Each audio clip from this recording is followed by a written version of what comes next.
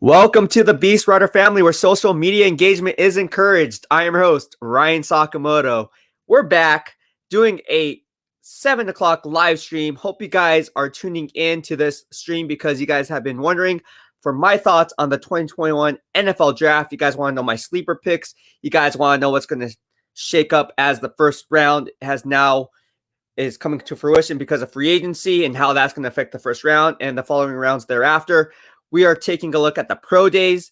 Obviously, Alabama, USC had their pro days together today. So I am going to go ahead and break down those pro days, the measurables, and how that stacks up, and if that correlates to what we saw on the film, and my analysis as to whether we should be high on these players, low on these players, or about where they should be. All right, so let's go ahead and get started. Again, thank you to each and every one of you for subscribing to my channel. If you have yet to do so, please do so in the lower right-hand corner of your screen as you stay up to date on all things Beast in real time. Also, want to mention, we are doing a BEASTwriter Family giveaway as we do every 2:30 p.m. live stream on Family Fridays, and we are giving away this 49ers commemorative farewell season candlestick park flag, again in mint condition, as all our stuff is, and one lucky winner.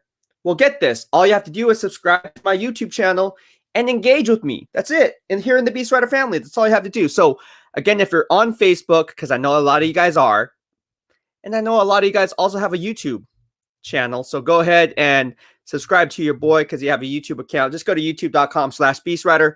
Also, if you're looking on Twitter and you're viewing this from Periscope, there is a link in my bio up 24/7, 365. Go ahead and click on that link. I'll send you to the landing page to the BEASTwriter Family. All right, so let's go ahead and get started. A lot to talk about, and we will go ahead and get to your questions. Niners All Day 55. What's going on, man? I see you. I'm really tired, man. I went to the gym, and again, I apologize, guys. There's been construction at the house, so I haven't been putting up podcasts. It's just been noisy, but we are back on. It's 7 o'clock p.m., and I'm here for you. Didn't even eat dinner yet. I literally just went to the gym, got my workout in, got my protein shake in. Now I'm just drinking my water, and I'm here. So all I had today was literally 2 Rice Krispie treats. I'm not kidding you. A protein shake, and that's it. That's all I had. So this is all for you and the BEASTwriter Family. Love it. Robert Watson, my man, he said, "What's up, Beast and the BEASTwriter?" What is going on, Robert? Thank you so much for tuning in. Sanjo Sunny also says hi to Robert Watson, RW. What's good, bro? Sanjo Sunny, thank you for tuning in, my man. Anytime I think of RW, I think of RW McQuarters, the 49ers first-round pick drafted, I believe it was in 1998.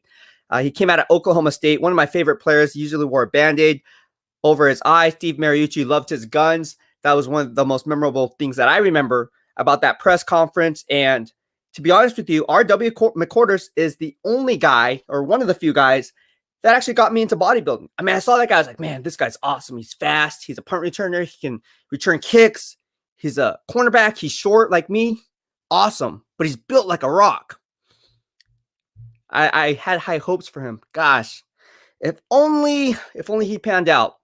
He did have that one punt return. I think it was for like, I don't know how long it was, but he had a punt return for a touchdown. I think that was his highlight of his career in San Francisco. Robert Watson, thank you so much for the super chat. He says, "I appreciate your content, Beast. This channel is great. You're focused on facts and not rumors. Everyone on here is always full of respect." Yes, we are all about good vibes only. And again, you see this right here, the BEASTwriter Family. This is for you guys. I could have made a logo and just put BEASTwriter, but nah, that's not cool. We're here. We're family. This is what it's about, where social media engagement is encouraged, where we have all and bridge all 32 fan bases into this channel. That's what it's about. And again, you guys know, look at my latest Steelers podcast, 3,100 views. How many likes? Over 100 likes, only 3 dislikes. Look at the comments. Steelers fans are coming in, chiming in. They know their stuff, just like you Niner fans, just like you Seahawks fans. And again, if you know your stuff, they're going to find you. People are going to find you and gravitate toward that, because at the end of the day, if you can provide coverage on all 31 other NFL teams, aside from the team that you're specifically covering, then that holds value. And it's good vibes here only, just like Robert Watson says. Thank you so much again for your generosity, Robert. Again, this is a super chat. Again, I don't even know how it works, but apparently this is a super chat. It's highlighted. It's really cool. And again, If you like the channel, like the work, like the BEASTwriter family we're striving to build here in the BEASTwriter family on YouTube, go ahead and consider sending me a super chat. It's just another fun way for me to engage with you, all right? If not, all good too. We're still doing these giveaways. I love these giveaways. And again, this is all for you. I don't care, right? We're going to do this until the day I die, regardless if whatever happens. Mariah says, hey, Ryan, what's up? What's up, Mariah? How you doing? Hopefully your graphic designer is coming through. I am really excited to see how your podcast is going. Mariah, one of my most faithful and loyal day one supporters on Twitter, now on YouTube, part of the BEASTwriter family. All right. A lot to talk about. The good thing about this is my pre-workout is not hitting. Jan Paul Edwards from De Dios. JP, my main man JP from the Arizona Cardinals fan base says, sup, B-Dub, I'm sad JC would be gone by 16. You don't know that yet, man. I know he had a good pro day, but what I tell you about my man JC Horn, man, I told you. And people are like, oh, no, Caleb Farley. Daniel Jeremiah, I respect him. Respect the guy. He knows his stuff. But he had Caleb Farley ranked number 5 on Spitball. I was like, no, ahead of JC Horn. You kidding me? No way, no how. Caleb Farley now has, back surgery now? So he's damaged goods at this point. If I'm a GM looking at this, I know he's going to be ready for the season. But do I want to take that risk as a GM? Absolutely not. That's going to be checked off with a red flag right here. And I'm not talking about the 49ers. All right. So JC Horn, I told you guys he was a player. We're going to talk about NFL mock drafts. We're going to talk about pro days. We're going to give you my day 2 sleepers. This is why you guys follow me. Again, I'm really excited about this podcast because I haven't been on since yesterday. I missed Taco Tuesdays again because of construction. Couldn't even do a podcast earlier today because of construction, but I'm back. And we're back here in the BEASTwriter family. So it's alive and kicking. Let's go. Even at 7 p.m., which is actually a pretty good time because it's prime right now. Erica Marie Gonzalez says, I don't do a YouTube. Well, sorry. You have to get a YouTube in order to be entered, because if you're watching on Facebook, it doesn't count that way. You can get a YouTube account. It's free. If you have a Facebook account, you can definitely get a YouTube account. Just open one up and you'll be entered. But I see you. Thank you so much for the love and support. 704 Outbound Charlotte, Carolina Panthers fan, chiming in. What's up, bro? What is going on? Gosh, every time I think and talk to you, man, I just get hurt because I know you guys got David Moore from the Seattle Seahawks, but then you guys also lost Curtis Samuel to Washington on a 4-year, $34.5 million contract, something like that. That burns. That burns. Nico Wilson from the BEASTwriter family says, what's up, Beast? With basically all our pieces back, if a superstar on offense is there like Pitts, would you grab him and then work on cornerback in the second round? Again, this is all hearsay. What I like to do if I'm the GM, I want to see how the draft board plays itself out at the top. Again, I said it once, I'll say it again. This is the 3rd time I'm going to be saying it, which is fine. But don't be surprised if all these players, all these quarterbacks get pushed up the boards.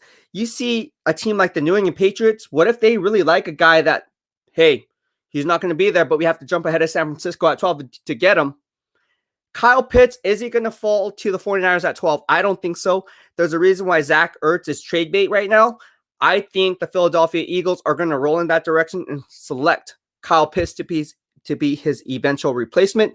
He just presents a mismatch nightmare.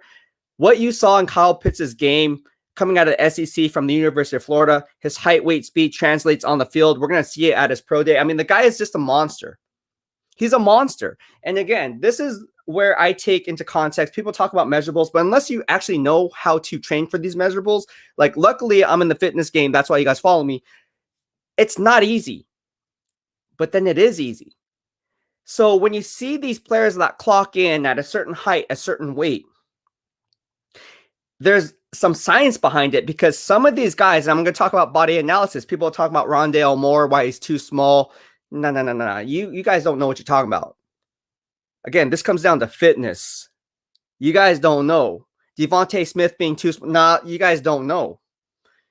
I'm going to talk about that a little bit in detail, a little bit more. But getting back to body analysis, you really want to take into account exactly what you're looking for. So when you take into account a player and you talk about his body analysis and how these players like Kyle Pitts translates onto the football field, and you talk about, these twitch. This guy's super twitchy. What is he talking about? What does twitchy mean? Well, it comes down to muscle fibers.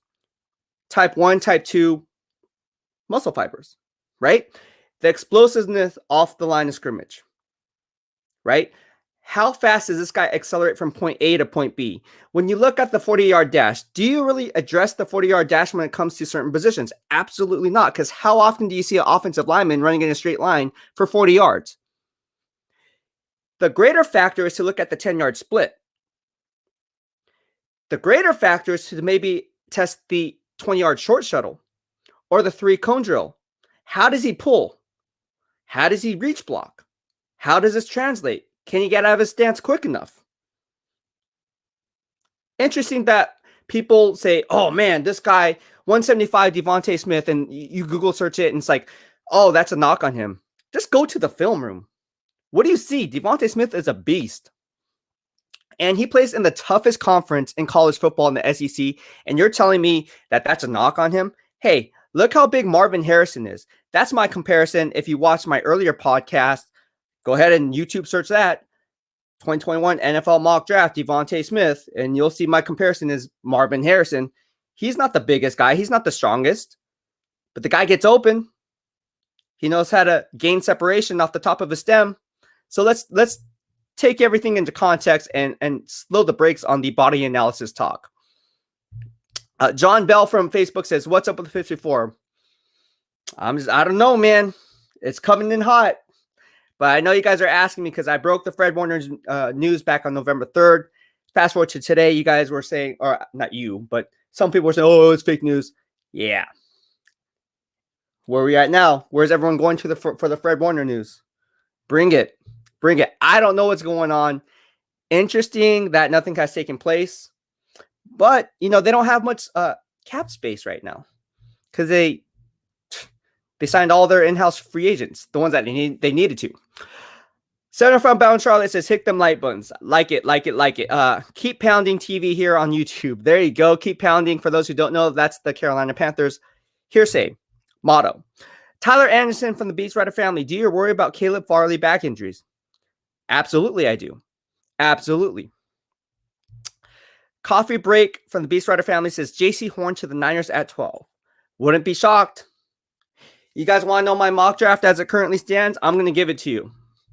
Because you guys are like, what's your mock draft, Beast? What's going on? I'm going to give it to you. Right now, the Jacksonville Jaguars obviously going to go Trevor Lawrence at 1. New York Jets are going to take Zach Wilson at 2. Now, we don't know what's going on with Sam Darnold, but as of today, Zach Wilson slotted 2. In my mock draft, Miami Dolphins go Jamar Chase at number 3. Number 4, the Falcons and GM Terry Fontenot go after Justin Fields. At number 5, the Cincinnati Bengals go ahead and solidify the bodyguard position, blindside left tackle with Penei Sewell.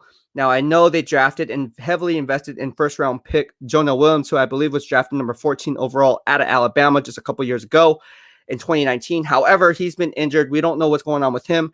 But if you have Jonah Williams and Penei Sewell bookending the tackles for the foreseeable future, that will do Joe Burrow wonders. I like that pick there. Philadelphia Eagles, they will get Kyle Pitts. Zach Ertz is on his way out. Insert Kyle Pitts there. Detroit Lions at number 7. They're going to go after Rashawn Slater. Interesting to think that I will say Rashawn Slater over some of these, maybe a wide receiver, maybe some of these other guys. But if you look at what they did in free agency, they went ahead and got Jared Goff through trade. They got Jamal Williams from the Packers. They got Tyrell Williams from the Raiders, and they got Brashad Perriman from the Jets. Excuse me. Now, these are sound moves. I don't think any of these players are going to be cut, but you still need an offensive line. At the end of the day, Rashawn Slater is probably the next plan B option behind Penei Sewell. So I think he goes there. The Carolina Panthers will go Trey Lance or Mac Jones at number 8. The Broncos do not go cornerback. Why? Because if you watch my earlier live streams, you would know that they already inked Ronald Darby to a 3-year, $30 million contract, and they just inked Kyle Fuller to a 1-year, $9.5 million contract. And what did they do? This is Vic Fangio's MO. He double dips taking players from the Chicago Bears. When he became the head coach of the Denver Broncos, who did he take with him? Bryce Callahan, who then now moved to his natural slot cornerback position. Again, you can see this in my earlier podcast. I broke it down brick by brick. So they're going to go away from boundary cornerback, and select Micah Parsons, the best linebacker in the game in my grading system. 10, the Dallas Cowboys go ahead and get Patrick Surtain Jr. They're going to go boundary cornerback. They're going to get Patrick Surtain Jr. 11, the New York Giants. Oh, we're getting to the Niners here.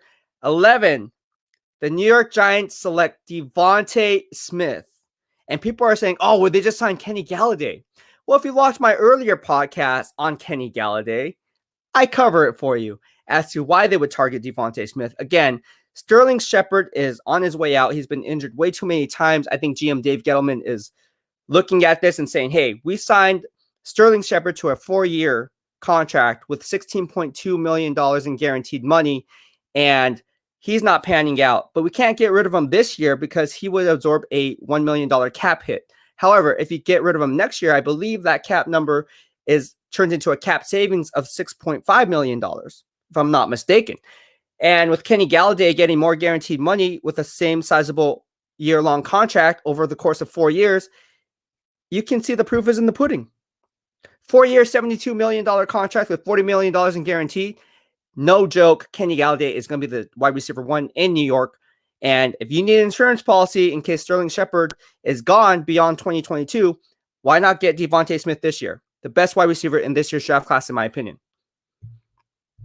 Smart, right? All right, this is why you guys follow me.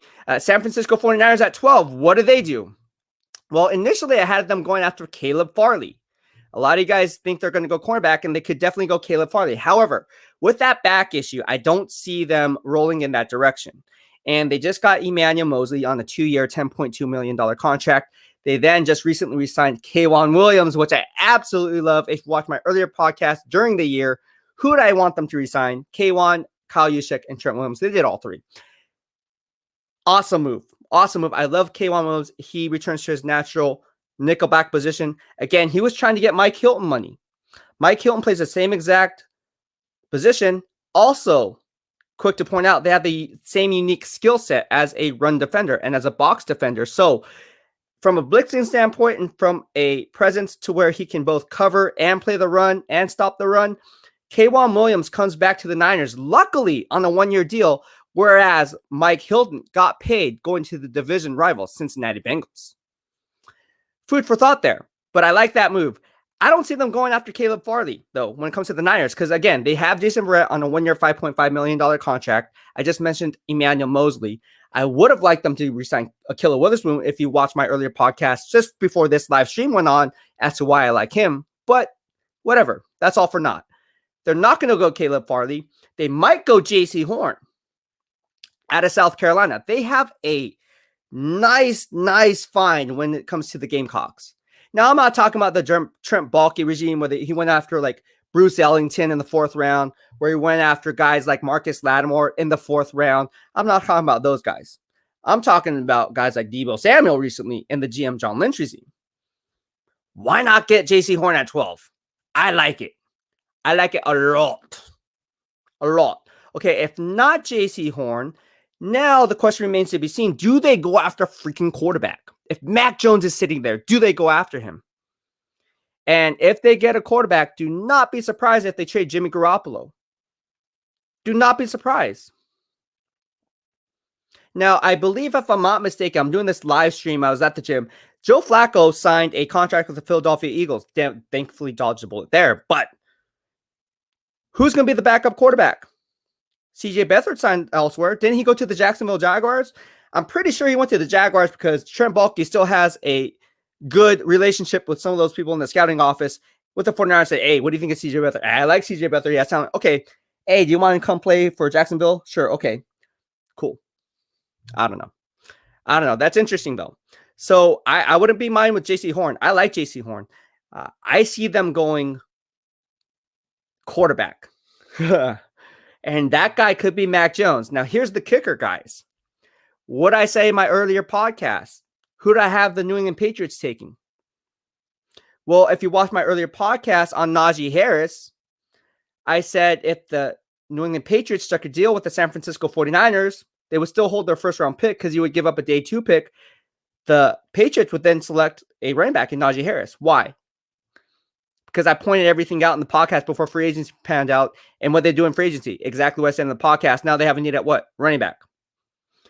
With that being said, I can see Najee Harris still being the play at 15. But if not, they could go Mac Jones.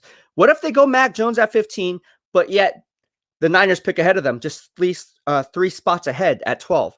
And if you're John Lynch, you're like, dude, let's just hype up Mac Jones, dude, and let's try to get draft capital in return. Let's try to do it. What do we have to lose? We hold draft position.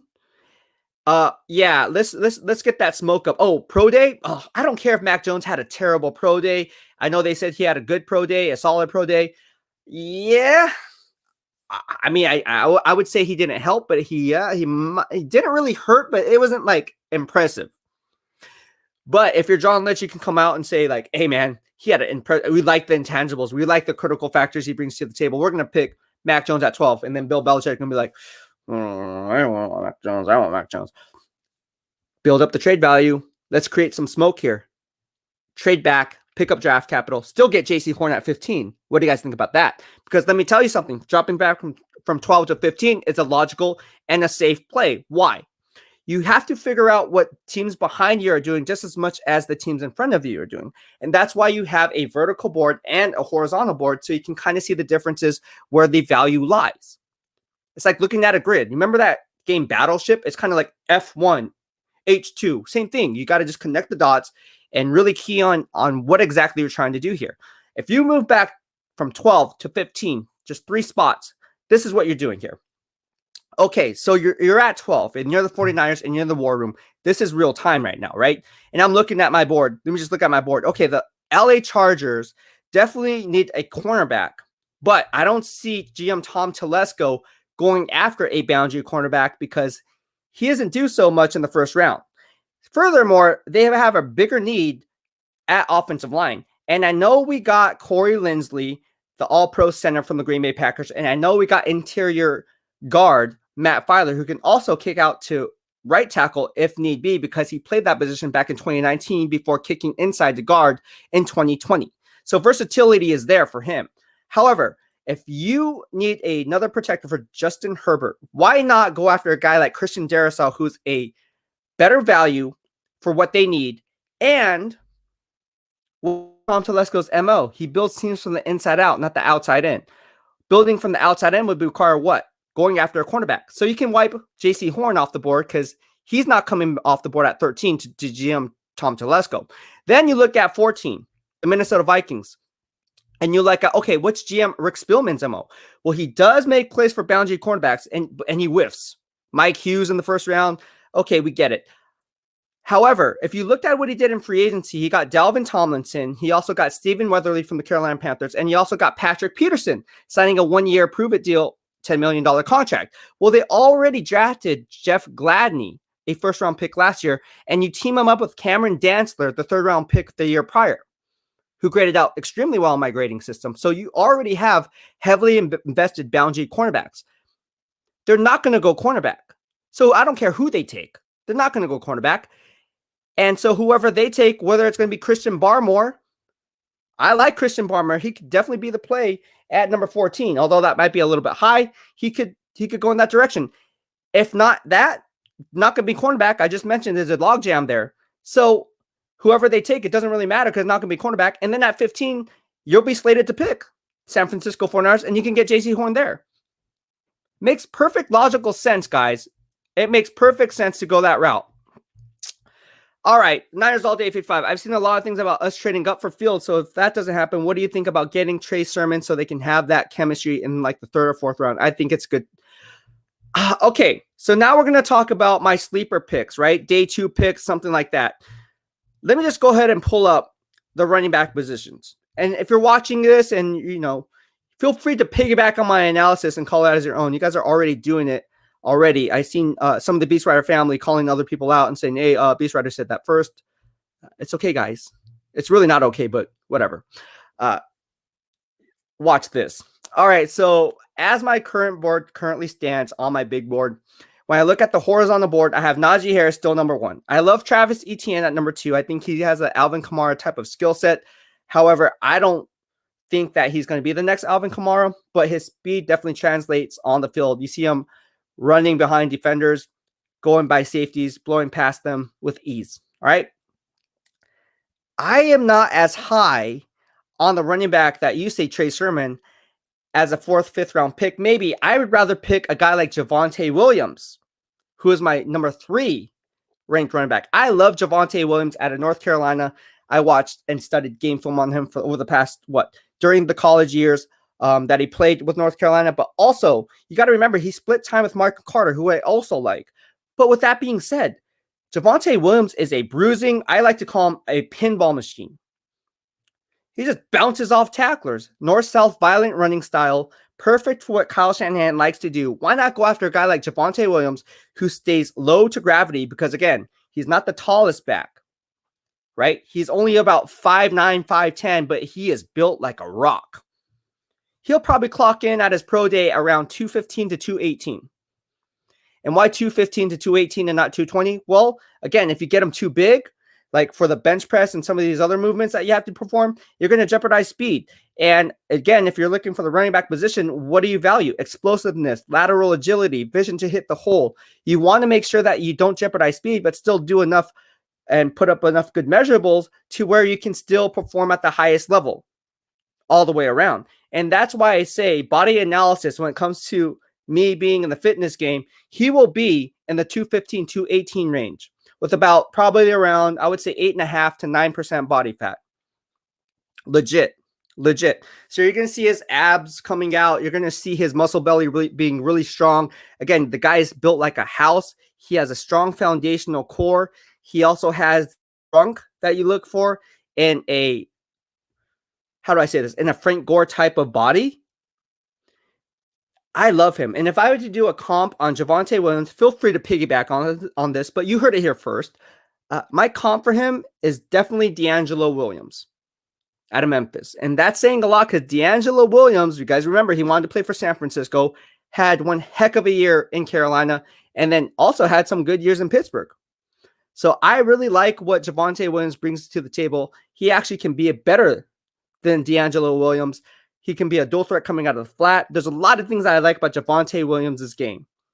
My top 3 running back, 3rd overall on my big board in terms of the running back position. Like him. Trey Sermon comes in at number 5. Again, I like what he brings to the table. He is a transfer coming to the Ohio State University last year. However, I'm just not as high on him as I am a guy like Javonte Williams. Again, I told you guys I'm bringing out the fire. You guys are like, whoa, what's going on? What is going on, Beast? Selling from Bound Charlotte. It's cool y'all got Zach Kerr from us, a good, solid defense tackle. You will like him. Yes, we're taking all your guys. Just joking. We got Zach Kerr. If you guys don't know, the 49ers signed this defensive lineman named Zach Kerr from the Carolina Panthers. Selling from Bound Charlotte, giving good vibes, saying you guys are going to like him. He's not saying, oh, man, he sucks. You guys are, we own him, blah, blah, blah. That's not how we do it here in the BEASTwriter family. That's no bueno. Niners all day says thanks. Good vibes only. Joseph Viveros, thank you for tuning in to the BEASTwriter family, says, who cares? 250, whatever. Okay, this guy's an idiot. By training, he'll put on. So he's basically saying to take steroids, is what he's saying. Yeah, that's not going to happen, bro. You need to be bounced out of here because that's not going to happen. We don't do that here. So we're just going to put you, I think we're just going to kick him out. Yeah, we don't do that here. All right. Chin for the win from the BEASTwriter family says, JC Horn is the number 1 rated cornerback according to Crocky. What do you think? No, that's Patrick Surtain. That's Patrick Surtain. And I spoke with 3 SEC coaches. I spoke with 7 NFL scouts. The consensus is Patrick Surtain. And that was my analysis before heading into the draft. Or the draft coverage, I should say, and nothing has changed. I watched Patrick Surtain the better half of the last 2 years. You guys know I'm a huge Roll Tide fan. So again, the proof is in the pudding. Everyone's saying it. I've been saying it since day one. He's the most fundamentally sound cornerback since Ahmed Plummer when he was drafted number 24 overall in 2000 by the San Francisco 49ers out of the Ohio State University. However, I do love JC Horn's intangibles. I do love his potential. I think he has Pro Bowl potential. He's my number 2 ranked cornerback, but Patrick Surtain, definitely number 1. And again, it comes back to body analysis. Look at how that guy was built. You guys see a guy with a shirt off, and the first thing you gravitate to is what? The abs, right? You guys see my Twitter. I posted a picture of my competition picture, and it was like, oh man, the abs. You got to look at other things, especially from the cornerback position, right? What do you look for? Well, does he have a good, strong upper body? Does he have the arm length? Absolutely, he has the arm length. Does he have the biceps, the triceps to hold the receiver at the point of attack? Does he have like legit, like when you jam somebody? I just did a tricep workout. You guys can see that on my YouTube. It's also posted on Twitter. But does he have the triceps to hold the receiver at the line of scrimmage? Now, when you get a guy engaged, how do you come off? How do you stack and shed? You just freaking hold him like that, or what? Like, what's going on there? So a lot of the times, again, when you look at somebody and you hit him with body analysis and say, "Oh man, this guy's a beast," like he just looks. Look at his traps. I mean, the guy's shoulders, he's just like this. Patrick Surtain is impressive. That's all I gotta say about that. All right. So we got to kick some people out of here. Of course, these people are on Twitter. See, we don't do this on Twitter. We just have like trolls on Twitter now. And yeah, what's going on with that? All right. I am Trax from the BEASTwriter Family. Says, hey, what's up, family? What's going on, man? How you doing? Coffee Bake from the BEASTwriter Family. I was just about to say Mac Jones, if not cornerback, Niners. Good stuff. See, there you go. Great minds think alike here in the BEASTwriter Family. Niners All Day says Mac sucks. Well, I don't think he sucks. But hey, 49ers Ultimate Report, thank you so much for your generosity and the super chat. He says, BEASTwriter, I like JC Horn also. Yes. Follow my man, 49ers Ultimate Report. We're going to have him on the live show one of these days. We got to work out the details. Mel, diehard Niner fan, Halmos, the second winner of the BEASTwriter Family giveaway. I spoke with her. When did I speak with you, Mel? Like 3 days ago? She says, evening beast, the wife and I are all cozy on the couch ready for those sleeper picks. Oh, there you go. All right, so I'm going to give you guys the sleeper picks after answering your guys' questions. Butters49, what's up, beast? I think Jay-Z Horn can be used like how the Rams used Jalen Ramsey and put him at the slot cornerback in certain situations. Thank you so much, Butters49. Again, I agree with your analysis.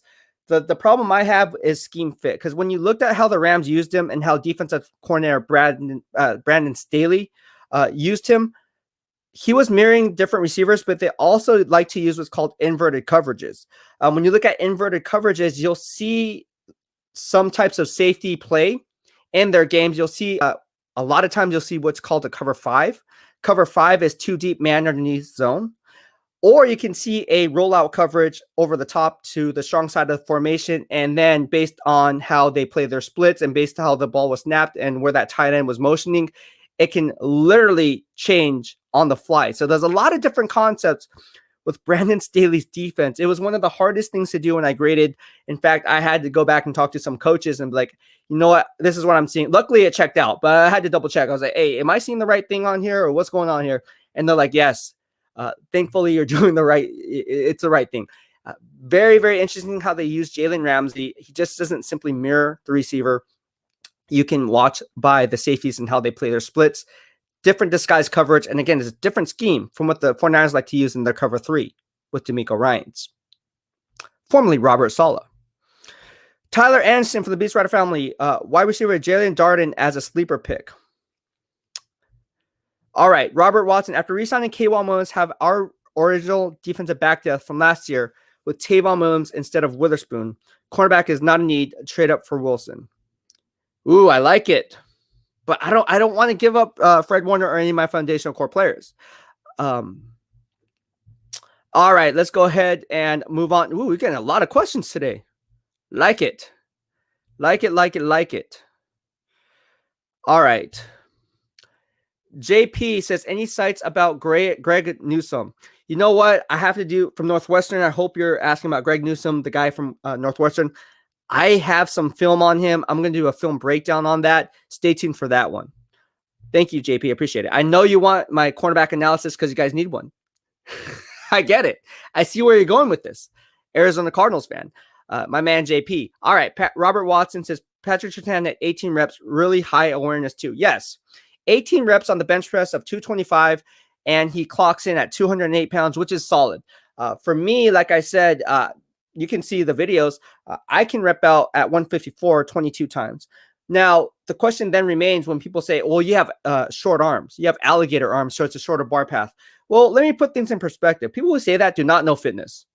Like legit, like us as bodybuilders, we laugh. Like this guy does not know what he's talking about. Because you talk about arm length, okay, and the bar path, okay, I get it. But I am lifting more than my body weight just to get up one rep.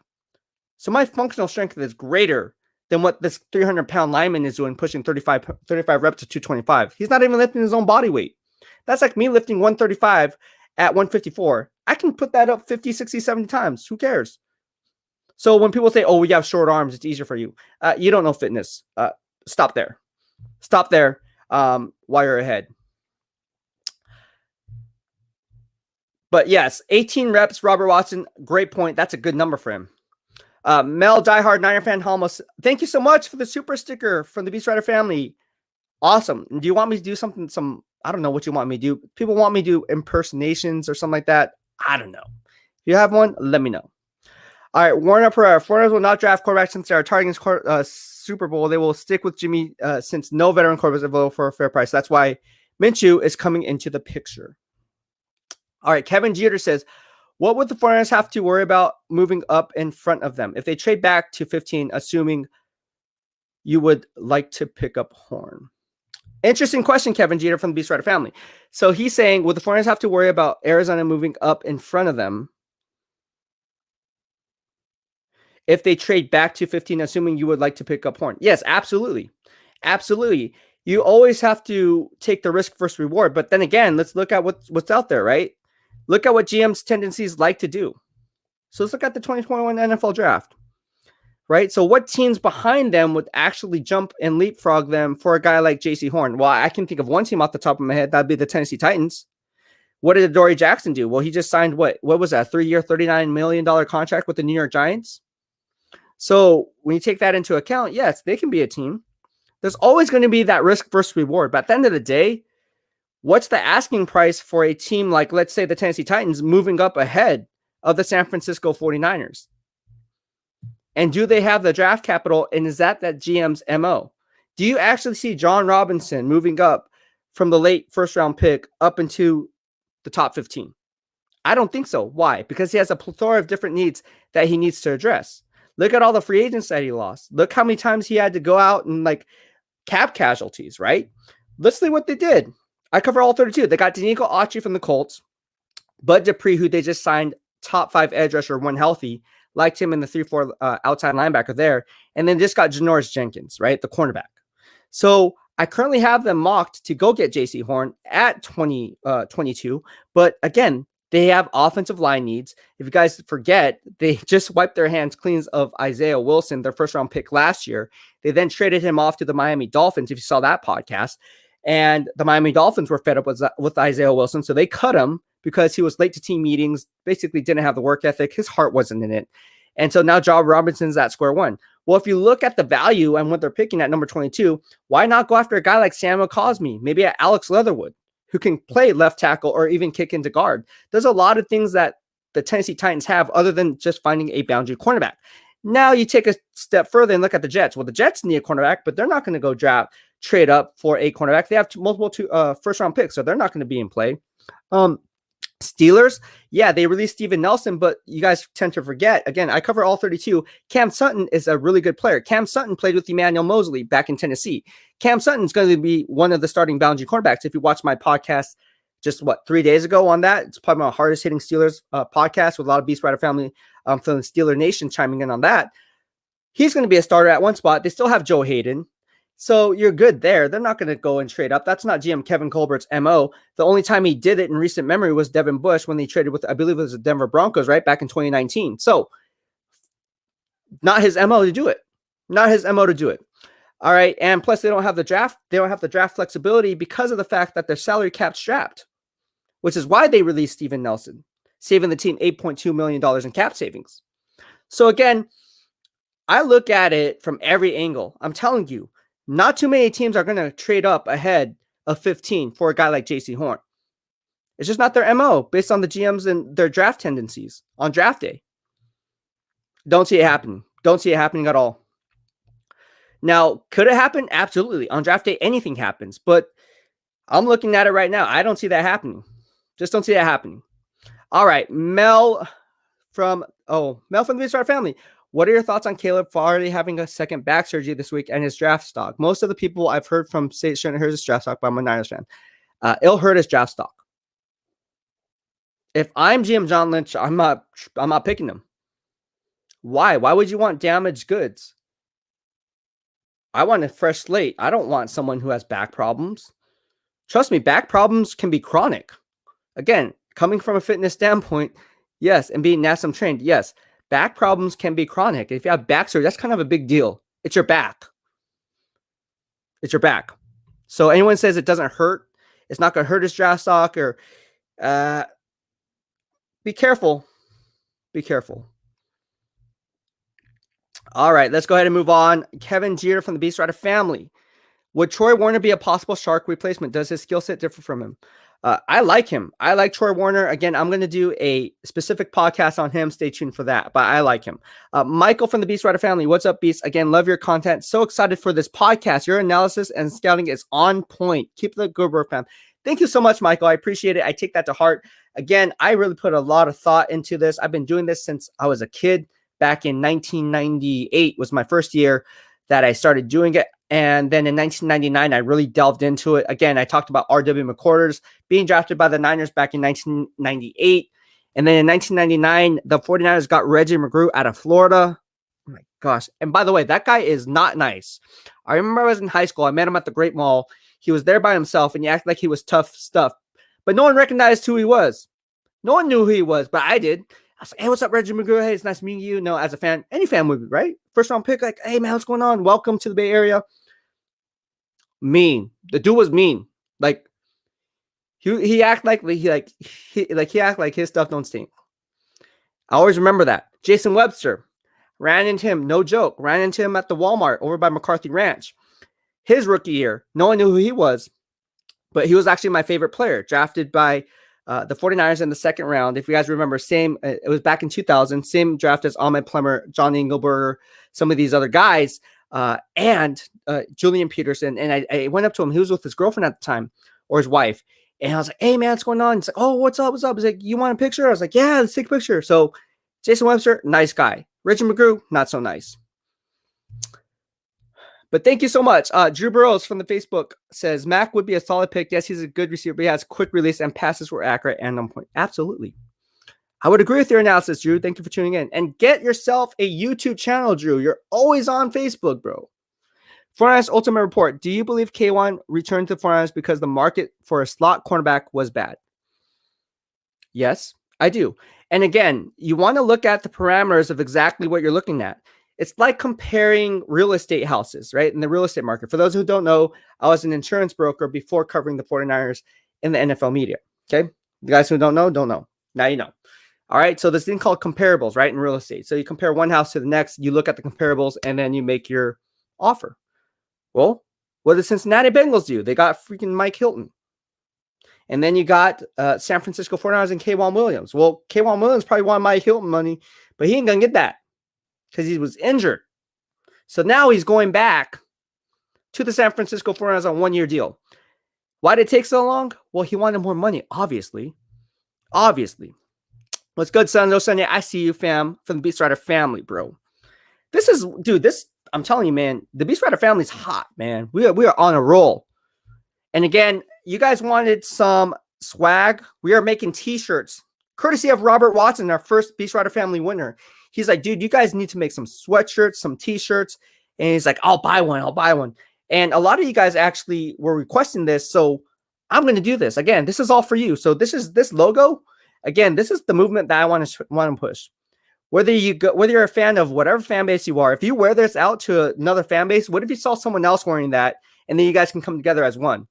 Stop the violence. Stop the hate. What if you, oh man, you're part of the BEASTwriter Family. Oh yeah, what's up? See where this is going? Not like, oh man, you're from another team, blah, blah, blah. It's like, dude, calm down. Pump the brakes, bro. This is about the BEASTwriter Family. All about good vibes only. Just saying. Kevin Jeter, Horn has been training with Jalen Ramsey. He is almost like a Ramsey clone in terms of body type.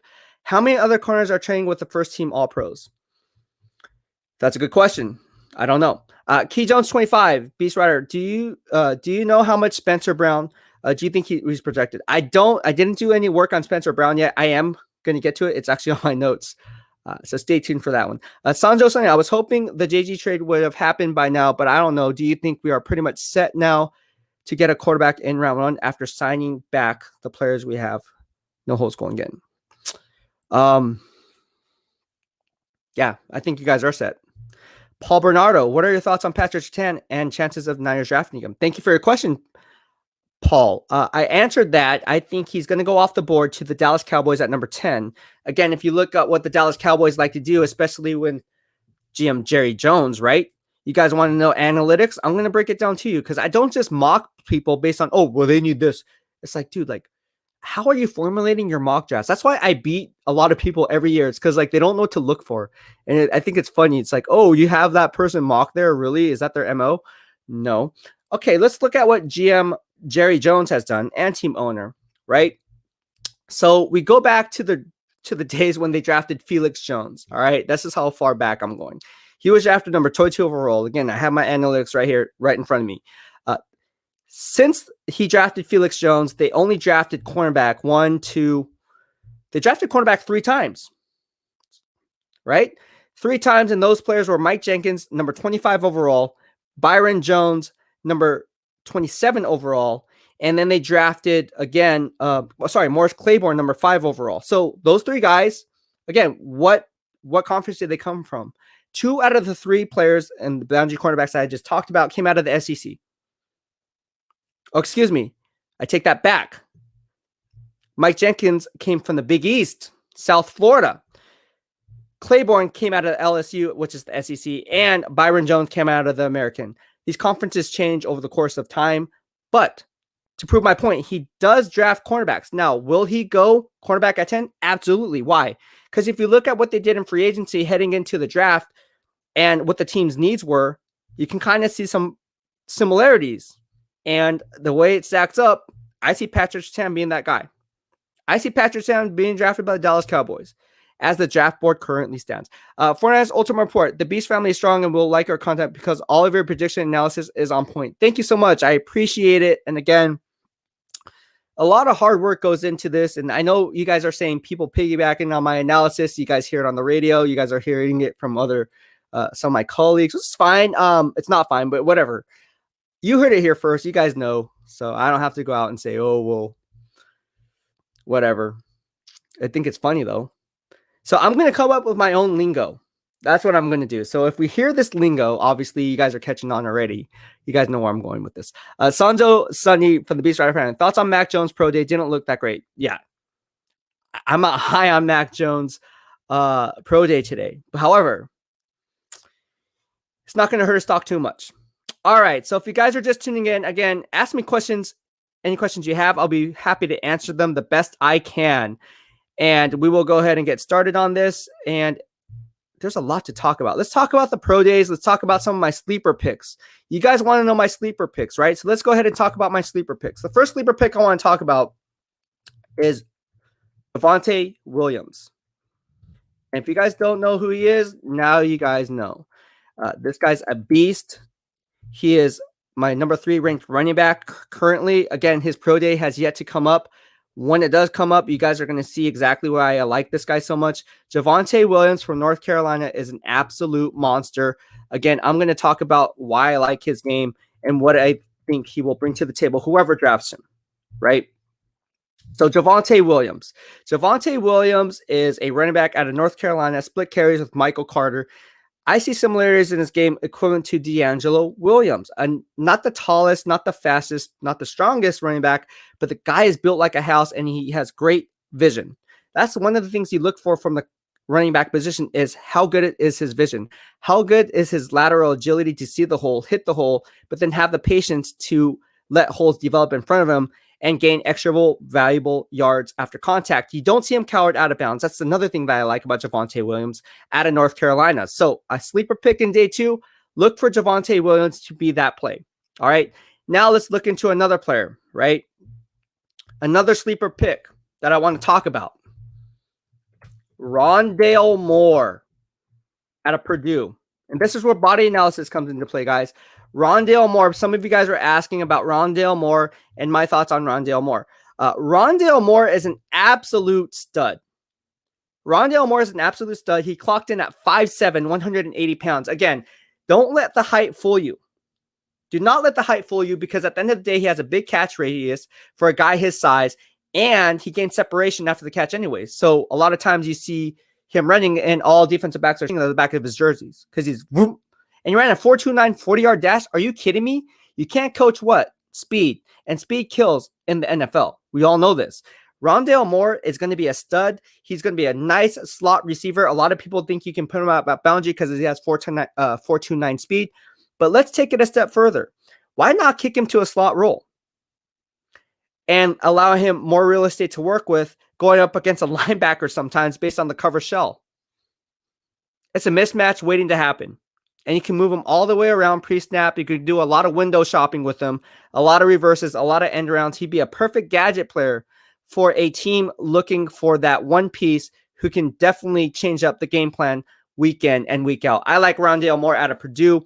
I even told my man Andrew Grover from NFL Network. He said, he put up that measurable about being 5'7", and I said, it's not the size of the fight of the dog. It's the size of the dog. It's not the size of the dog in the fight. It's the size of the fight in the dog. And I really, really believe that. Rondale Moore is going to be special. Now, my comparison, Brandon Cooks. Brandon Cooks is my comparison, without the injuries, of course. But Brandon Cooks, I really like him. All right, let's get to my next sleeper pick. You guys love my sleeper picks. Marvin Wilson. I like Marvin Wilson. You guys, for those who don't know, no one's talking about this guy. I really like Marvin Wilson. All right, Marvin Wilson to me is a nose tackle who a lot of people are not talking about, just like Raekwon Davis. Not too many people talked about him. If you look at my Twitter, YouTube receipts, I had him going number 55 to the Baltimore Ravens. He went one pick later to the Miami Dolphins at number 56. I see similarities in their games. In fact, I really like Marvin Wilson and what he brings to the table in terms of playing in a 3-4 base defense. I don't think he's an ideal fit for a 4-3 scheme fit. So a team like the Niners probably wouldn't be on their board because, again, he's more of a 2-gapping scheme, playing the nose tackle position, and a team like the Baltimore Ravens can use him. Obviously, the Pittsburgh Steelers would be an ideal fit for him. I thought the Steelers were going to go after and select Cam Akers in the second round last year out of Florida State. They can definitely do it with Marvin Wilson this time around. I like Marvin Wilson and what he brings to the table. That's another sleeper pick. Again, he's going to be a 2-down run stuffer. You're not going to see much in the pass rushing role, but I really like Marvin Wilson and what he brings to the table. All right, let's go. Let's move on. Next up, here's another guy. A lot of people are talking about Gregory Rousseau, Jalen Phillips out of the University of Miami, Florida. I like Quincy Roche. If you watched my pre-draft analysis and the Senior Bowl and my top 5 players to watch, who was on that list? Marvin Wilson, Quincy Roche, Carlos Basham. You get the picture. I really love what Quincy Roche brings to the table. I like how he converts speed to power. He trims the edge really fast. He has great closing speed. He can really put the hurt on the quarterback and really get to his rush points effectively. I like Quincy Roche a lot. I like the way he goes about his swagger. I like the demeanor and the nasty mean streak he brings. I like his powerful punch at the point of attack. I like his hand placement. I like how he uses his hands. He's not a one-trick pony in terms of a pass rush. He has a different display of pass rush moves. So what you see on one play going up against an offensive tackle, he'll switch it up, counter that, using the offensive tackle's momentum on an earlier play against him. So you see these in Quincy Roche's game. I really like Quincy Roche. You guys are probably saying, what the heck is going on, Beast? You're like, crazy analysis. Yeah, I'm ready for this podcast. Are you? All right. Another sleeper pick. This one is going to get some guys going, but I really like Asante Samuel. I like Asante Samuel out of Florida State. I think Asante Samuel is going to be a beast. I like his game. Asante Samuel, if you don't know, his dad played for the New England Patriots during his days. He's really good. He's really good. Asante Samuel, he can play slot cornerback position. You can plug him in there. He'd be a nice play for the San Francisco 49ers if they didn't resign K'Wan Williams. However, they did. But the team like the Pittsburgh Steelers, could they make a play for Asante Samuel? Kevin Colbert and Mike Tomlin, I believe, were at their pro days. Florida State, you never know. ACC, here we come. I like Asante Samuel, so keep an eye out for Asante Samuel. All right. Again, I'm not so strong on the safety class. I think the safety class is weak sauce, probably arguably the worst safety class in recent memory. Same goes with the edge class. I'm not that high on these edge rushers. Again, if they were coming out of any other given draft, they wouldn't be higher than a second round grade. And that, you talk about Kwity Paye, let me tell you something. Scouts love Kwity Paye because of his measurables. He's going to test off the charts. We're all going to talk about it. I'm telling you what's going to happen before it happens. That's why you follow me. He's going to test off the charts, put up like Rashawn Gary numbers, and then people are going to talk about this guy like, oh, this guy can be a great player for us. But if you haven't seen it in college, what makes you think it can translate on the field? Because the answer lies in this. Every NFL coach believes he can get the most out of that player. As long as he's willing to put in the work, every NFL coach believes he can coach out that player to reach his potential. Trust me. I talk to NFL coaches. I'm friends with NFL coaches. These same coaches believe that Kwity Paye has some serious talent. That's why he's going to go in the first round based on potential. If I'm the GM, I'm going to say buyer beware, because if I don't see it playing in the Big Ten on a consistent basis, buyer beware. Game film is number one for me, always. Always, always, always. But with these other GMs, they get so caught up in the measurables that they're like, oh man, this guy's going to be so good. We can get him. We can get him and we can coach him up and he'll be an all-pro player. Risk versus reward, right? Risk versus reward. All right. Robert Watson said, hands are everything for pass rushers. Yes, absolutely. I agree with you. Hand placement is everything.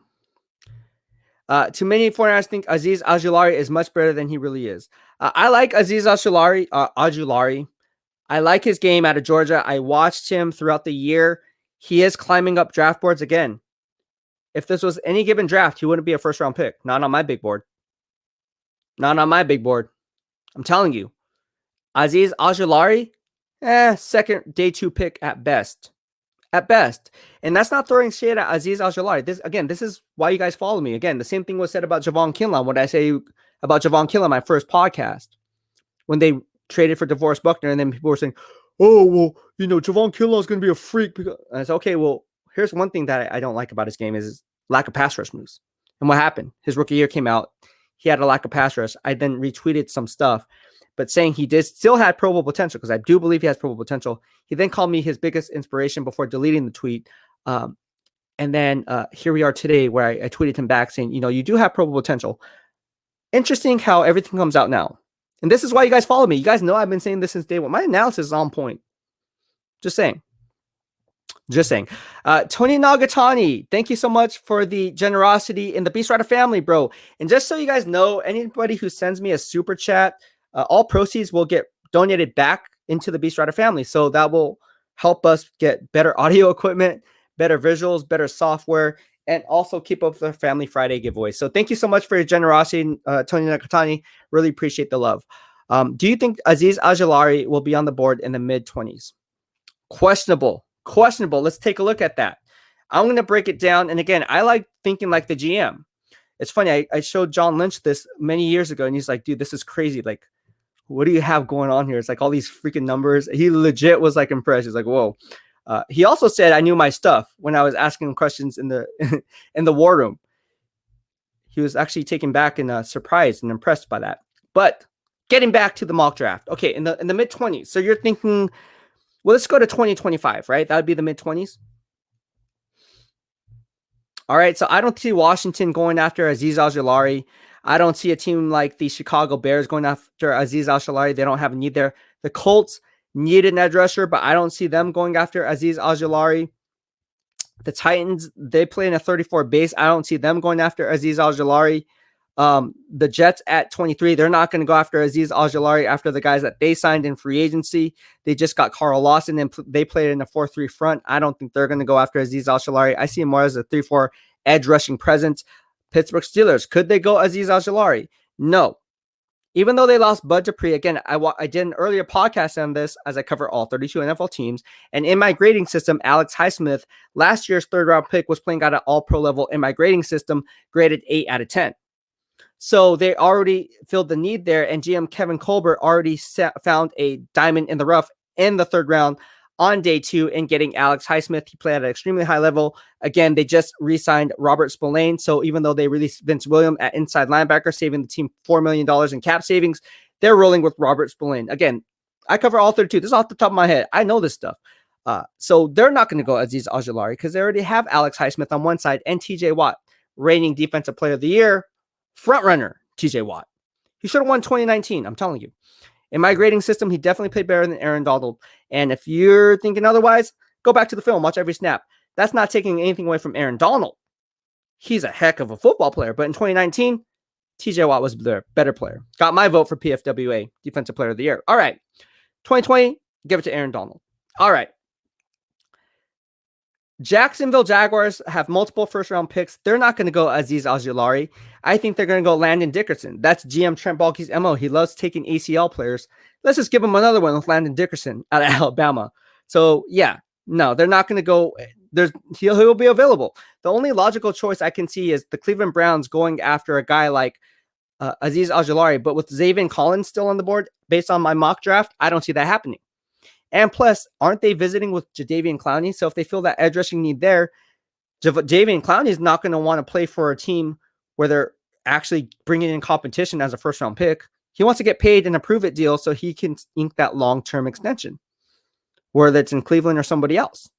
So I don't see him going. So no, Azeez, getting back to your question based on my analytics, Azeez Ojulari will still be on the board. All right, Sanjo Sunny, thank you so much for your generosity, Tony Nagatani. Love it. What do you think about Patrick Jones II? Again, I'm still doing some research on that. Sit tight for that one. But Paul Bernardo, love your draft analysis. Now putting your GM cap on and assuming the Niners draft a cornerback at 12, who would you draft in the second round?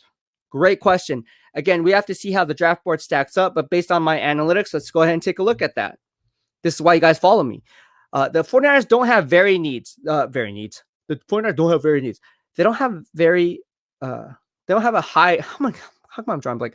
They don't have very many needs, is I guess I would say, right? I look at it, they need a quarterback, running back, offensive guard, defensive end, quarterback, and strong safety. I would like them to go running back. Why? Because they haven't had a 1,000-yard rusher since Frank Gore back in 2014. You get a guy like Javonte Williams in the second round. Boy, I'm telling you, Javonte Williams in that offense with Kyle Shanahan would be beastly. And you guys know how I feel about my draft crush, Najee Harris, but if they don't get him, okay, cool story. Get Javonte Williams. Get Javonte Williams. He's a sound play. I like the play there. That's where I would go if they could want quarterback in the first round. All right. Thank you so much, Paul Bernardo. I appreciate the love. Welcome to the BEASTwriter family. 49ers Ultimate Report. With the restructure of D Ford and the 49ers adding more cap, do you think Fred Warner will be extended?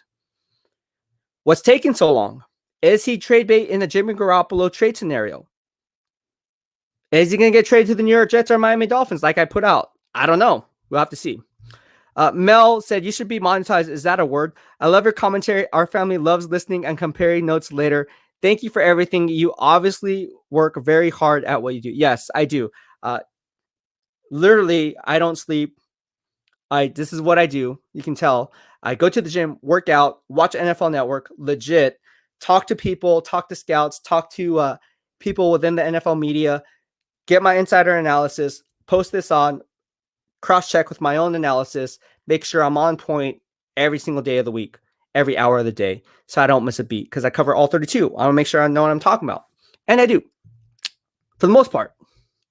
Nah, I like to think I do a good job, but thank you so much, Mel. I appreciate the love.